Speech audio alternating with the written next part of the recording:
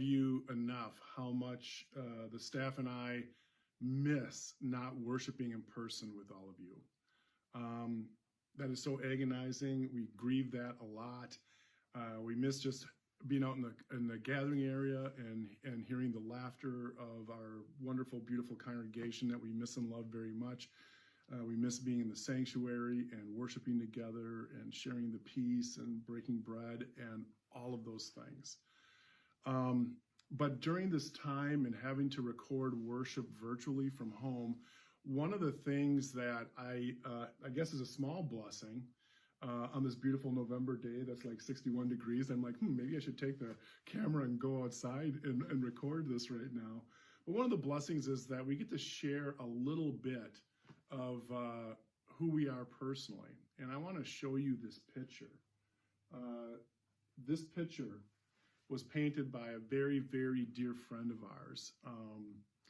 And it's a beautiful picture. We usually don't have it here. It's usually hanging over there, right by our formal dining area, right above the table and stuff. But, you know, the lighting wasn't good there. And I didn't want to get yelled at again by Tom Nickel and Debbie Schneider about lighting. So anyways, that's a side note. But anyways, so this is a beautiful picture that Pam and I treasure from a dear friend who painted it for us. And of course, it really fits the lessons today, especially the gospel lesson about the bridesmaids and the lamp and the oil.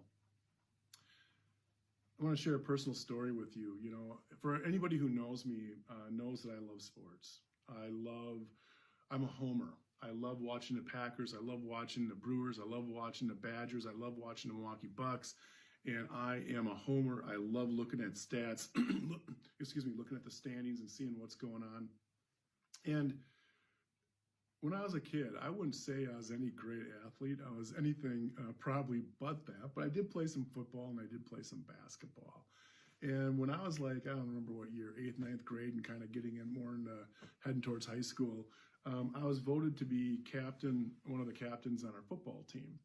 And I was feeling pretty good about that. It's like, I wonder if I'm going to be playing quarterback or wide receiver or running back or whatever. But Coach Brandt decided that I would be on the offensive line. You know, I'd be one of the blockers up front.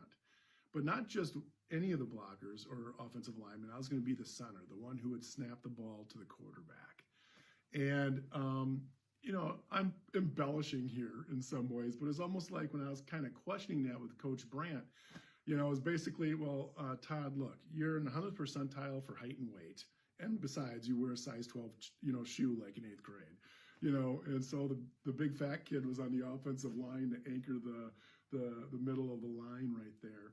And so anyways, of course, being a center on the offensive line, that's not a glorious position.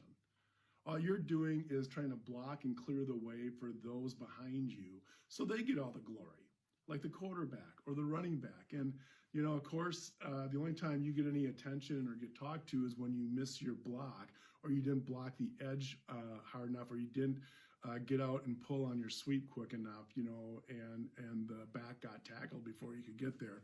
That's the only time Coach Brandt would come talk to me. And one time we had lost a game that we should have won.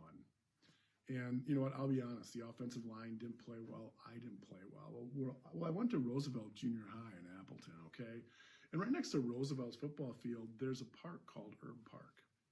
So he took the whole team over to Herb Park. And here we are at practice after losing this game. And he said, Smith, come here. So I go up and, trying to be a good example, being a captain.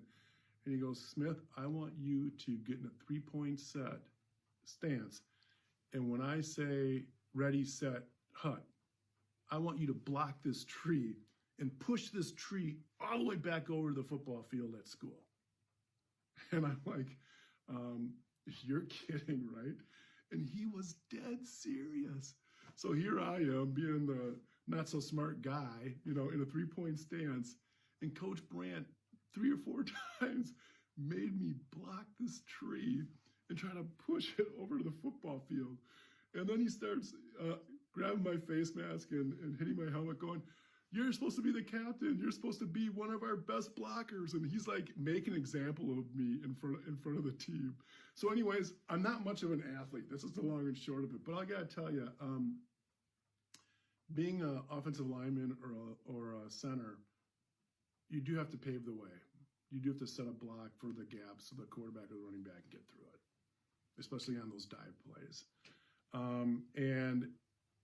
Again, it's not a glorious position. And every play, it was always, the quarterback would always say, ready, set, hut one, hut two, whatever. And I would always come out of the huddle going, I'd get my hands on the ball, and I'd be like, okay, did the quarterback say to hike the ball on hut one or hut two or hut three? I forgot, because my attention span's not really always that great. So it was like a mixed football career of a little glory, but a lot of embarrassment as well. Let's just say that. We have our gospel lesson today, and it's about the bridesmaids, and they have their lamps, and they're waiting for the bridegroom. And of course, some of the bridesmaids have oil in their lamps, I think like 5 of them, and the other 5 don't. And so they go and they're waiting for the bridegroom, and they kind of take a little bit of a snooze, and all of a sudden, here he comes, And so the girls who don't have any oil in their lamps are saying, hey, to the other girls who do, hey, can you give us some so we can light our lamps too and have the light and have it shine as the bridegroom shows up? And they're like, you got to head down the main street where the mall is and buy your own oil. And so the 5 take off, they go into town, and what happens is the bridegroom shows up, the wedding banquet begins, and the door closes. It was in their urgency they decided to prepare, okay, that last minute urgency. And I think of that about, be ready. And I always think of being a center, ready, set, hike, and that anticipation before the snap, and everything running through your mind with what you would have to do, was big. And I think there's something really exhausting about being ready, because your energy has to be up. You have to be very aware, very alert. You have to be on top of your game. And that's exhausting emotionally, to always have to be ready. Ready, set, hike, or, maybe you're doing a race. Ready, set, go, But we're being encouraged to be ready. I want to thank the staff for helping me with my sermon, and I'm going to plagiarize a few of them right now and make it my own. But we at the staff meeting when we were doing our devotion the other day, we got talking about this text, and I was kind of sharing a few ideas I might do.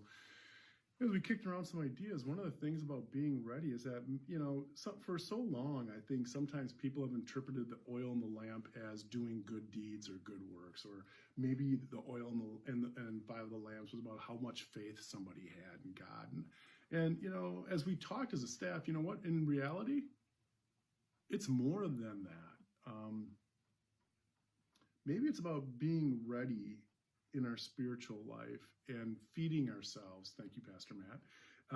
And not only in those moments of crisis, like, oh my gosh, I'm going to have a scan done or a medical test done, and now we begin our prayer discipline in a really urgent way, but we hadn't really prepared a whole lot in our relationship with God.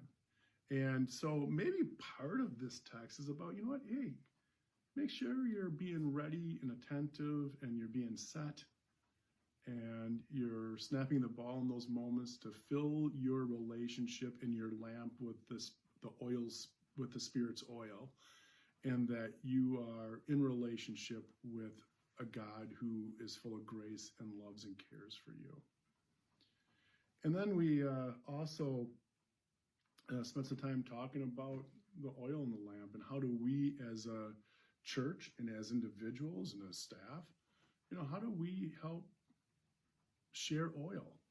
with congregational members and with our neighborhood and with the world. Thank you, Tina. And how do we help fill their lamps so that people can have some and shine their light to God's glory? And I think that's one of the missions and the purposes and that we are about as a community of faith, is how do we help share the oil that fills us as a lamp vessel to shine brightly God's light that lives within us in our homes? How can we share that with others so that when the banquet comes and the bridegroom is here and the door opens up, all of us can go in and celebrate? Being ready and set and hurry up and waiting can be exhausting. And maybe the point to all this is it's not necessarily about always Christ coming again, because we don't know when that's going to be. But maybe it's realizing that as we hurry up and wait, as we get ready and set, and here, hut one, hut two, before the ball is snapped, we know that Christ is in the huddle with us. Amen.